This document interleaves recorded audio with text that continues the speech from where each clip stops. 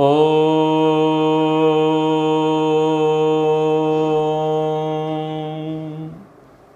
सहना भवतु सहनौ भुनक्तु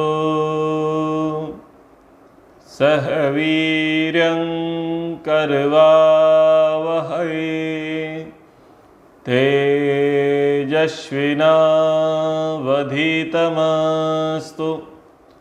मा विद्विषावहै।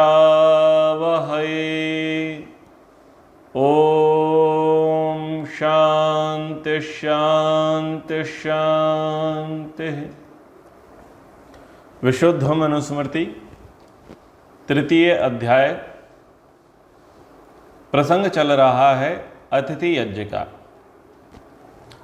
गृहस्थियों को पंच महायज्ञ प्रतिदिन करने चाहिए। ब्रह्म यज्ञ, देव यज्ञ, पितृयज्ञ, बलि वैश्व देवयज्ञ के पश्चात अतिथि यज्ञ पर विचार चल रहा है। अतिथि के विषय में कहा कि जिसकी कोई तिथि नहीं हो वह अतिथि है। वो विद्वान हो, धार्मिक हो, ब्राह्मण हो, उसी को प्राथमिकता से अतिथि माना जाता है। अन्य जो हमारे मित्र आदि हैं, संबंधी जन हैं, सुपरिचित जन हैं, वह अतिथियों की संज्ञा के अंतर्गत नहीं आते, परंतु वह भी हमारे लिए सम्माननीय है, आदरणीय है, पूजनीय है। पिछली कक्षा में बताया कि जो गृहस्थ समर्थ है, जिसके यहाँ पर्याप्त धन है, अन्न है, लेकिन वह दूसरे के यहाँ खाने के उद्देश्य से जाता है, तो कहा कि वो निंदनीय है, वो सत्कार के योग्य नहीं है। अब अतिथि के संबंध में आगे कहते हैं, न भोजनार्थम स्वयं विप्रः कुल गोत्रे निवेदयेत भोजनार्थम हीते संसन्वान्ताशी इति उच्यते बुधई। ऋषि कहना चाह रहे हैं, कई अतिथि होते हैं, विद्वान, ब्राह्मण, पुरोहित, प्रचारक, आचार्य, सन्यासी, जिनको हम अतिथि मानते हैं। तो अतिथि जब किसी गृहस्थ के यहाँ जाए तब वह डिमांड ना करे, मैं ये खाऊंगा, मैं ऐसा खाऊंगा, मैं वैसा खाऊंगा। इस प्रकार की डिमांड अतिथि को करना योग्य नहीं है। ये डिमांड तो घर के लिए ठीक है, बाहर के लिए ठीक नहीं है। तो किस प्रकार से व्यवहार करना चाहिए और कैसे व्यवहार से बचना चाहिए, तो उसके विषय में कहा, विप्रः विद्वान द्विज भोजनार्थम, अच्छा भोजन पाने के लिए, स्वे कुल गोत्रे न निवेदयेत, अपने कुल और गोत्र की दुहाई ना दे, अर्थात अपने बड़े कुल या प्रतिष्ठित वंश की प्रशंसा करके अच्छा भोजन पाने की प्रवृत्ति प्रकट न करे। क्योंकि भोजनार्थम ते शंसन, भोजन पाने के लिए अपने कुलगोत्र की प्रशंसा करने वाला व्यक्ति बुधई, विद्वानों द्वारा वांताशी इति उच्यते, उगलकर खाने वाला कहा जाता है। बहुत बड़े व्यवहार के विषय में कहा, कुछ लोग आते हैं और अनेक प्रकार की फरमाइश करते हैं, तो फरमाइश कभी नहीं होनी चाहिए। अतिथि को इतना तो है कि अपने आरोग्य के अनुसार, स्वास्थ्य के अनुसार वह ये बता दे कि ये मेरे लिए अभक्ष्य है, ये मैं नहीं खा सकता, क्योंकि आयुर्वेद के प्रमाण से हमारा व्यवहार चलता है, इसलिए हम ये नहीं खा सकते, आप इसका ध्यान रखें। लेकिन यदि वो जो गृहस्थी है, जो आपका अतिथि सत्कार कर रहा है, और उसके घर में वही चीज़ें हैं, विकल्प नहीं है, तो एक बार खाने से मर नहीं जाएंगे। उस गृहस्थी के आतिथ्य का सत्कार करना चाहिए। कोई बात नहीं, सबके अपने अपने नियम है कि कुछ ये नहीं खाते, वो नहीं खाते, तो एक दिन नहीं खाएंगे, कोई बात नहीं, और उससे फरमाइश करेंगे नहीं, ये नहीं, ये खाना है, और उसका सामर्थ्य ही नहीं है, अथवा ये कहें कि उसने पहले से ही वैसे ही वस्तुएं ला करके रखी थी, मार्केट दूर है, मंडी दूर है,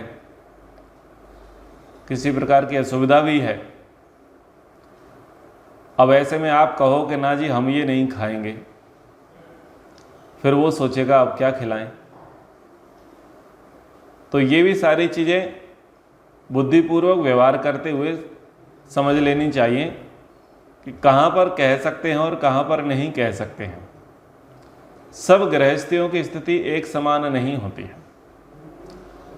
जो मुख्य बात यहाँ श्लोक में कही गई कि कोई विद्वान है जो अतिथि के रूप में किसी गृहस्थ के घर गया, अब उसका भाव क्या है? माल मिले, अच्छा स्वादिष्ट भोजन मिले, बहुत मात्रा में भोजन मिले। अब क्या करता है? सीधे सीधे तो नहीं कह पाता है, लेकिन अपने बड़ाई करता है, अपनी प्रशंसा करता है। वो जहाँ से आता है, जिस राज्य से आता है, जिस कुल, जिस खानदान, जिस गोत्र से आता है, जैसा उसका स्टेटस है, उसकी वो बढ़ाई करता है, उसकी वो प्रशंसा करता है, और उसके माध्यम से वो बताने का प्रयास करता है कि देखो तो आपको हमारी ऐसी आव भगत करनी है, यानी इस प्रकार का भोजन आपको हमें कराना है। तो कह रहे हैं कि ऐसा जो व्यवहार है वो विद्वानों के द्वारा निंदनीय है, ऐसा व्यवहार नहीं करना चाहिए। इसके पश्चात कहा, इतरान अपि सख्यादीन संप्रीत्या गृहम आगतान सत्कृत्य अन्नम यथाशक्ति भोजेत सह भार्यया। सब प्रकार के जो अतिथि हैं, उन सब अतिथियों को भोजन करा देने के बाद अन्य प्रकार के लोग भी हैं, भार्यया सह गृहम आगतान इतरान सख्यादीन अपि, पत्नी के साथ घर में आए अन्य मित्र आदि को भी सत्कृत्य सत्कार पूर्वक संप्रीत्या प्रीति पूर्वक यथाशक्ति अन्नम भोजेत, अपने सामर्थ्य के अनुसार भोजन करावे। पत्नी के साथ का प्रसंग कब है? जब मायके से पत्नी लौट करके आए, और मायके से आएगी तो हो सकता है उसके साथ मायके पक्ष से कुछ उसके संबंधी आ जाएं। ऐसा भी हो सकता है कि उसका व्यवहार बन गया ससुराल पक्ष में, और वो कुछ अपनी महिला मंडली, मित्र मंडली को लेकर के आ जावे, तो उसका क्या करना है? वहाँ सत्कार करना है, सम्मान करना है। पौराणिक परंपरा में जो 7-5 वचन होते हैं, उसमें ये वचन मुख्य होता है कि हमारे जो मित्र संबंधी हैं, सहेलियां हैं, उसमें जब हम वार्ता करें तो आप बीच में ना आएं, हमें रोक टोक ना करें, और उनके सामने हमारा अपमान न करें। तो व्यवहार वहाँ पर बताया जाता है। कई नीति शास्त्रों में बात कही जाती है कि जब स्त्रियां आपस में बात करें तो पुरुषों को बीच में नहीं जाना चाहिए, उसे मूर्ख कहा जाता है। राजा भोज के प्रसंग में ऐसी बात घटी थी। राजा भोज की पत्नी अपनी सखी के साथ वार्ता कर रही थी, राजा भोज प्रवेश करते हैं और बीच में बोल पड़ते हैं, तो वो कहते हैं कि आप मूर्ख हो। कहने का तात्पर्य क्या है कि यहाँ स्त्री का सम्मान है, यहाँ पर भी होना चाहिए, इस पक्ष में भी होना चाहिए कि यदि वो किन्हीं को लेकर के आ जाए, उसकी मित्र मंडली है, उसको जो योग्य लगते हैं उस महिला मंडल अगर आ जावे तो उनका भी वो परिवार के लोग उनका सत्कार करें, स्वागत करें प्रीतिपूर्वक, यथाशक्ति, जैसे आपका शक्ति और सामर्थ्य है उसके अनुसार उनका भी मान पान सम्मान करना चाहिए। अतिथि की प्रतीक्षा की जा रही है और अतिथि कोई आया नहीं है, क्योंकि पहले तो यह था कि कोई आए तो खाऊं, लेकिन घर में अन्य लोग भी हैं जिनको भोजन की अपेक्षा है। तो क्या अतिथि के लिए सब लोग वेट करते रहें या किसी के लिए छूट भी है? तो किन किन को भोजन कराने की छूट है उसके विषय में शास्त्रकार ने कहा, सुवासिनी कुमारिष्य रोगिणी गर्भिणी स्त्रियः अतिथिभ्यो अग्र एवेतान भोजेद अविचारयन्। सुवासिनी च कुमारी ही, नव विवाहिताएं और अल्पवयस्क कन्याएं, रोगिणः रोगी, गर्भिणी स्त्रियां, गर्भवती स्त्रियां, एतान इन्हें अतिथिभ्यः अग्रे एव, अतिथियों से पहले ही, अविचारयन, बिना किसी शंका के, अर्थात छोटे बड़े को पहले पीछे भोजन कराने का विचार किए बिना ही भोजेत, भोजन करा देवे। नव विवाहिता, अभी विवाह करके वो ससुराल पक्ष में आई है, अपने घर आई है, नए ग्रह में उसने प्रवेश किया है और अतिथि की आप प्रतीक्षा कर रहे हैं, लेकिन नवविवाहिता घर में बैठी है, तो कैसा प्रभाव पड़ेगा कि हम लंबी यात्रा करके आए हैं और भूख लगी है, लेकिन यहाँ तो किसी की प्रतीक्षा की जा रही है और जो भूखा है उसे भोजन दिया नहीं जा रहा है, तो वेलकम अच्छा नहीं माना जाएगा। इसलिए वहाँ पर ध्यान दिया शास्त्रकार ने कि नवविवाहिता जो अभी नई नवेली बहू है, दुल्हन है, उसको भोजन दो, उसको सत्कार दो, उसको प्रेम दो। कई परिवारों में ऐसी व्यवस्था रहती है कि महीनों महीनों तक उनसे कुछ काम नहीं कराते, उनको रखते हैं बड़े प्रेम के साथ, दुलार के साथ, बेटी के सदृश। उनको कहा जाता है वेट एंड वॉच, रहो और देखो, समझो कि घर कैसे चलता है, कैसे व्यवहार होता है। और फिर धीरे धीरे बाद में जब वो घुल मिल जाती है, पूरी तरीके से उसे अपनापन लगने लगता है, तो उसे घर के कामों में धीरे धीरे साथ देते रहते हैं, साथ लेते रहते हैं। तो नवविवाहिताएं, अल्पवयस्क कन्याएं, महर्षि दयानंद जी जो बढ़ती हुई उम्र है, उस बढ़ती हुई उम्र में कन्या हो या बालक हो, व्रत निषेध करते हैं, उपवास निषेध करते हैं। बढ़ती हुई उम्र में समय पर बच्चों को भोजन मिलना चाहिए। अगर समय पर भोजन नहीं नहीं दिया जाएगा तो उनका ठीक से विकास नहीं हो सकता। भोजन तो वह छोड़े जिसने बहुत खाया है और जिसका स्वास्थ्य अब ठीक नहीं है, तो वह लोग उपवास करें, परंतु जिनको भोजन की अपेक्षा है, ऊर्जा की अपेक्षा है, वह लोग भोजन अवश्य करें। तो चाहे अल्पवयस्क कन्या हो या छोटे बालक बालिकाएं हों, उनको भोजन देना चाहिए, क्योंकि अब उनके शरीर में बढ़ती काल है, शरीर को बढ़ावा मिलता है, और उस काल में अगर उनको भोजन ना मिले, क्योंकि अतिथि तो रोज है, नित्य ही अतिथि आएगा, नित्य ही अतिथि के भरोसे बैठे रहोगे तो जो बच्चे हैं, जो बड़े होने को हो रहे हैं, उनको तो भोजन फिर डेली नहीं मिलेगा। ऐसे तो उनका कुपोषण हो जाएगा, कुपोषण के शिकार हो जाएंगे। इसलिए वहाँ पर कहा कि अल्पवयस्क कन्याओं को आप भोजन देवें। ऐसे ही रोगी हैं, रोगी व्यक्ति को भी भोजन समय पर दे। गर्भवती स्त्रियां हैं, उनको भोजन समय पर दे, जब उनको भूख लगे तब देवें। तो इन सब को क्या करें, छोटे बड़ों का विचार नहीं करना है, आगे पीछे का विचार नहीं करना है। पहले इनको भोजन करा देवें, उसके बाद अतिथियों की प्रतीक्षा करते रहें। और अतिथियों को भोजन कराने के पश्चात जो दंपत्ति हैं, जो जिन पर गृहस्थ का पूर्ण दायित्व है, वह लोग भोजन करें।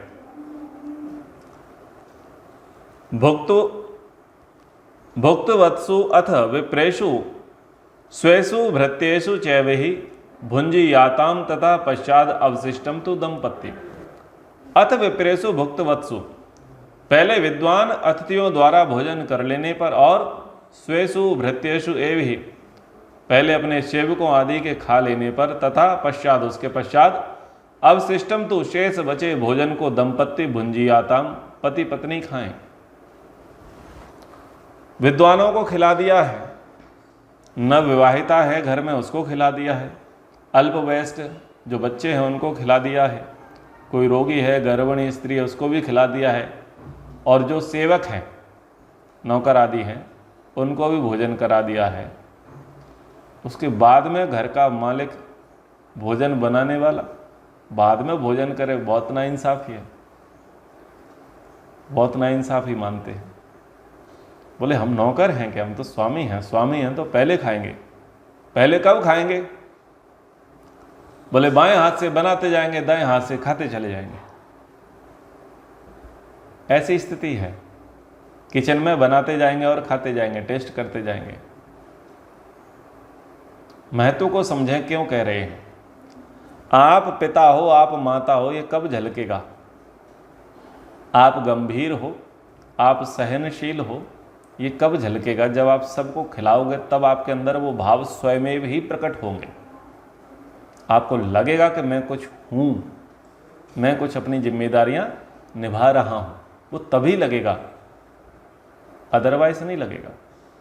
जिम्मेदार व्यक्ति वही है जो सबको खिलाने के बाद खाए। कोई बड़े आयोजन करते हैं, विवाह आदि का कार्यक्रम करते हैं, कई लोगों को आमंत्रित किया जाता है। जब लोगों को आमंत्रित किया जाता है और जिसने आमंत्रण दिया वही व्यक्ति पहले भोजन कर ले वह, और फिर अन्य लोगों से कहा आओ आओ तुम भी खाओ खाओ, क्या ये व्यवहार अच्छा लगेगा?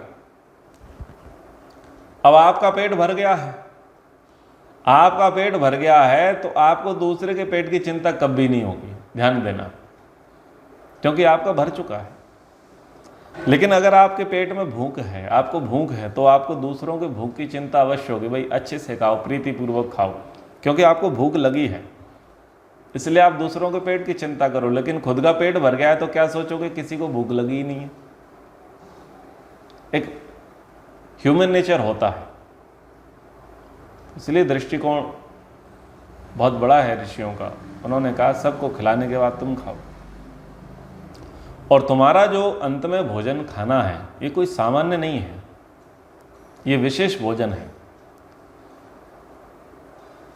देवान ऋषिन मनुष्यांश पितृन गृह्याश्च देवता पूजयित्वा तथा पश्चात गृहस्थ शेष भोग भवेत्। देवान दिव्य गुण वाले अग्नि आदि जड़ देवताओं को अग्निहोत्र के द्वारा, ऋषिन विद्या के प्रत्यक्ष कर्ता मंत्रार्थ दृष्टा ऋषियों को ब्रह्म यज्ञ से, मनुष्यान साधारण मनुष्य को अतिथि यज्ञ से, और पितृन जीवित माता पिता आदि पालक व्यक्तियों को पितृयज्ञ से, तथा ग्रह्या देवता ईश्वरीय दिव्य गुणों के स्मरण पूर्वक पाकशाला में आहुति देकर, और गृहस्थ द्वारा भरण पोषण की अपेक्षा रखने वाले भिक्षार्थी असहाय अनाथ कुष्ठी जीव जंतु आदि को बलि वैश्वदेव यज्ञ से पूजयित्वा भोजन द्वारा सत्कृत करके और उनका भाग निकालकर, तथा पश्चात उसके बाद गृहस्थ शेष भुक भवेत, इनसे शेष बचे भोजन को खाने वाला, अर्थात 5 महायज्ञों से शेष भोजन को खाया करे। गृहस्थ के लिए नियम दिया। देवान जितने भी दिव्य गुण वाले हमारे देव हैं, 33 कोटि जड़ देव हैं, उनको अग्निहोत्र के माध्यम से उनका सत्कार कर देवे। ऋषिन ऋषियोर मंत्र दृष्टारः, जितने भी ऋषि हैं, महर्षि हैं, विद्वान हैं,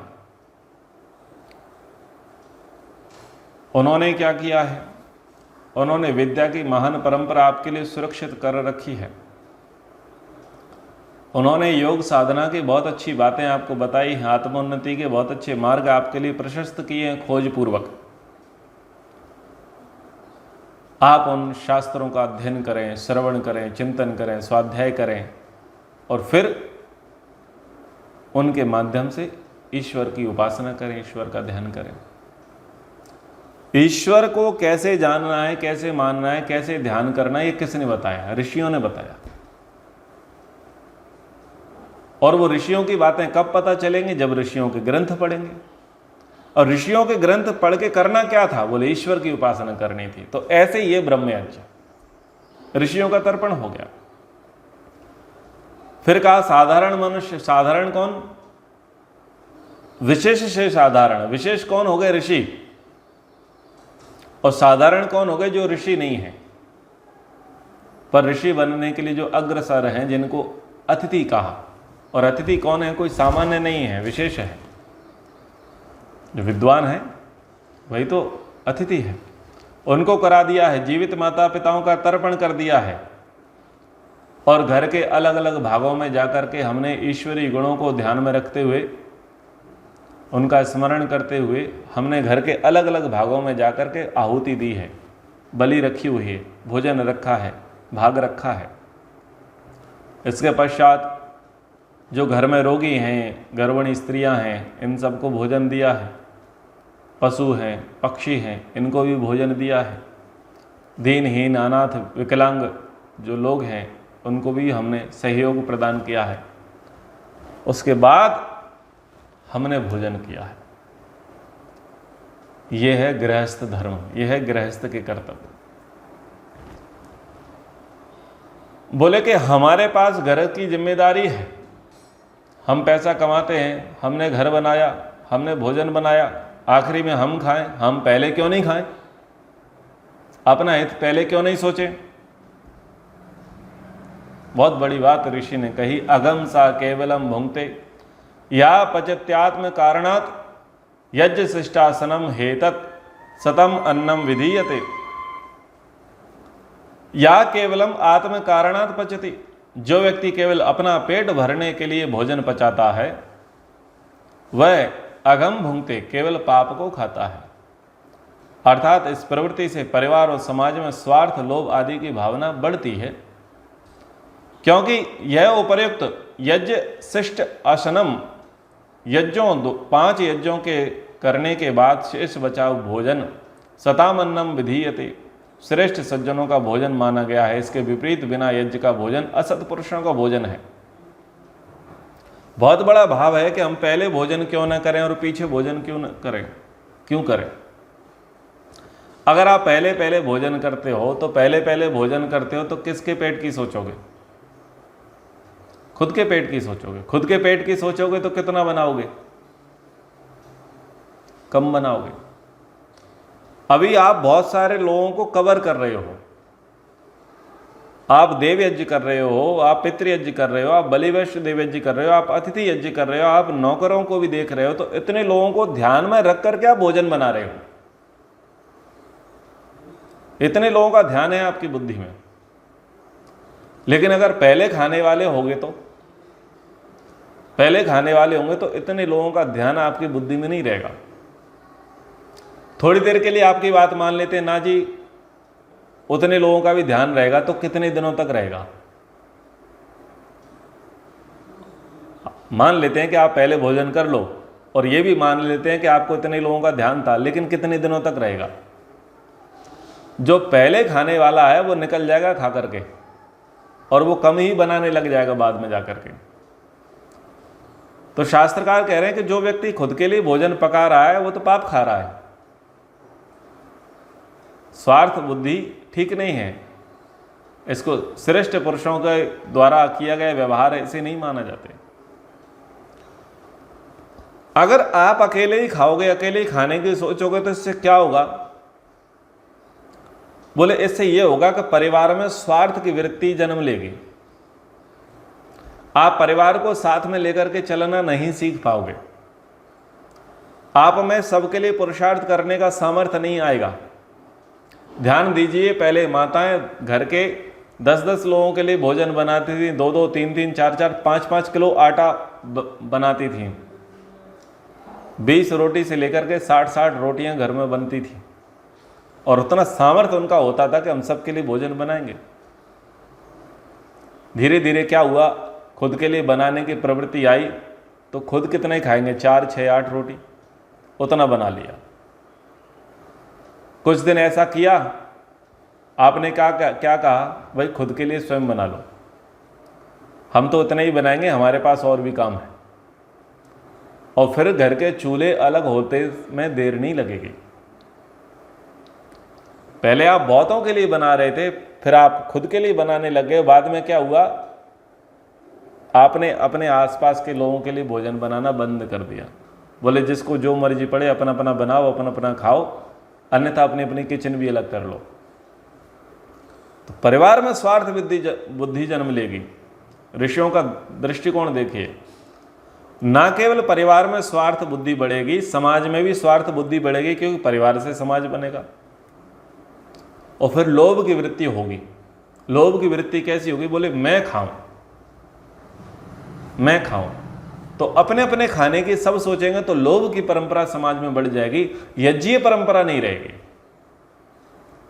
यज्ञीय परंपरा देव पूजा, संगति, करण, दान, सबको खिलाने के बाद खाओ, जो बचे उसमें संतोष पाओ, वो यज्ञीय परंपरा समाप्त हो जाएगी।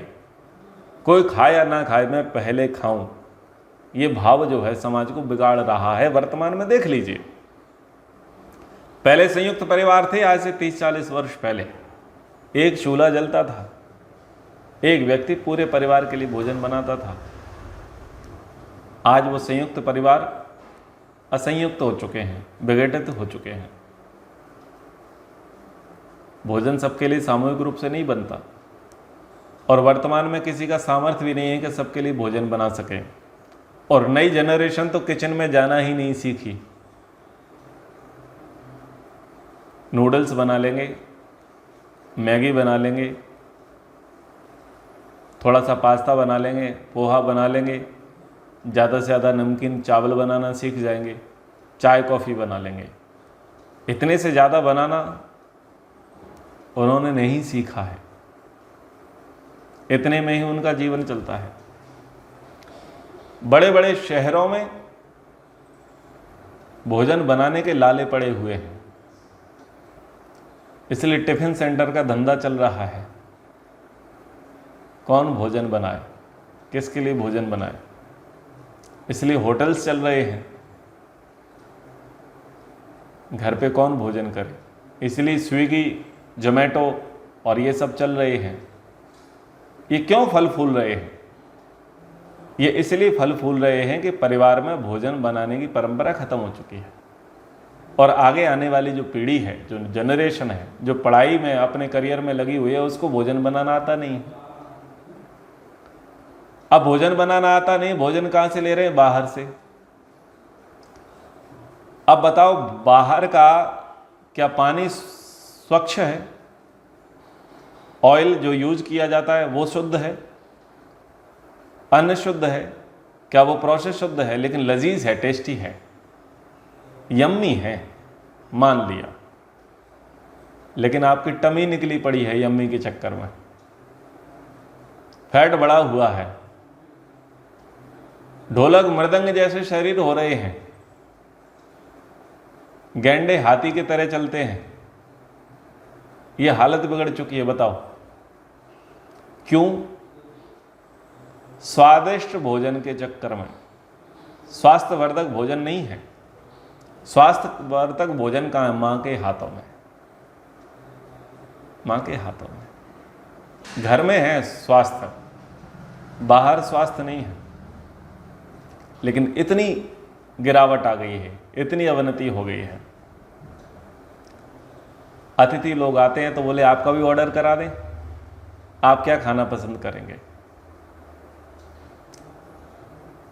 कई बार तो ऐसा होता है कि चलो होटल चलते हैं, आज तो होटल चलते हैं, आचार्य जी आए हैं। आज तो नहीं, तुम्हारा तो हर दूसरे दिन का यही काम था, ये तो तुम्हारा बहाना था कि चलो आचार्य जी घर का भोजन बहुत किया है, होटल पे चलते हैं। मुख्य बात क्यों नहीं बोलते कि देवी जी को बनाने में आलस्य है, खिलाने में आलस्य है। ये सारी समस्याएं हैं। बिगाड़ देखना चाहो तो बहुत बड़ा बिगाड़ परिवारों में हो गया है। यानी लोभ भी बढ़ा, पारिवारिक संघर्ष भी बढ़े, सामाजिक संघर्ष भी बढ़े, स्वार्थ की वृत्ति भी बढ़ी, और धार्मिकता तो पता नहीं कहाँ खो गई। बच्चों में संस्कार कहाँ गुम हो गए पता नहीं है।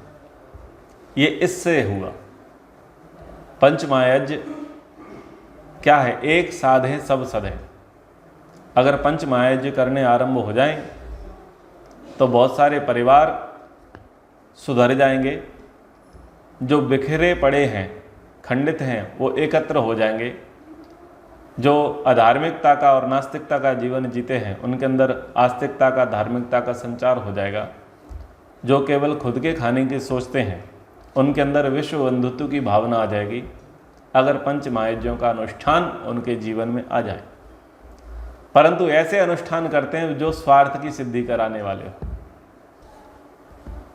अनुष्ठान भी ऐसे ही करते हैं, क्योंकि लोग बदल गए, लोगों के विचार बदल गए, भोजन बदल गए, तो लोगों के अनुष्ठान भी अपडेट हो गए हैं। स्वार्थ बुद्धि वाले अनुष्ठान आरंभ हो गए हैं। मार्केट में वैसे अनुष्ठान कराने वाले एजेंट भी अवेलेबल हैं। शास्त्रकार कह रहा है कि गृहस्थ के लिए भिगशासी अमृत भोजी होना चाहिए। भिगशासी भवे नित्यम, नित्यम व अमृतम भोजनम, भिगशो भुक्त शेषम तु यज्ञ शेषम तथा अमृतम।